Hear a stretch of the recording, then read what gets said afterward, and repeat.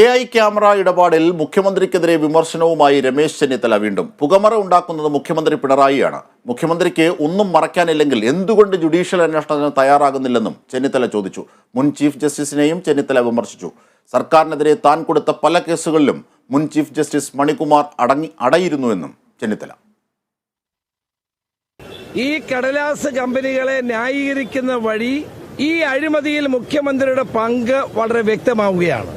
ആരാണ് ഇവിടെ പുകമറയുണ്ടാക്കുന്നത്? ഇവിടെ പുകമറയുണ്ടാക്കുന്നത് മുഖ്യമന്ത്രിയും ഭരണകൂടവുമാണ്.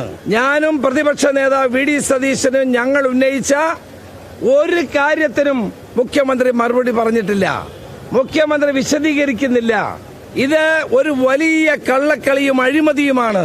ഞാൻ മുഖ്യമന്ത്രിയോട് ചോദിക്കുന്നു, അദ്ദേഹത്തിന് ഒന്നും മറക്കാനില്ലെങ്കിൽ UDF ആവശ്യപ്പെട്ട പോലെ എന്തുകൊണ്ട് ജുഡീഷ്യൽ അന്വേഷണത്തിന് തയ്യാറാകുന്നില്ല?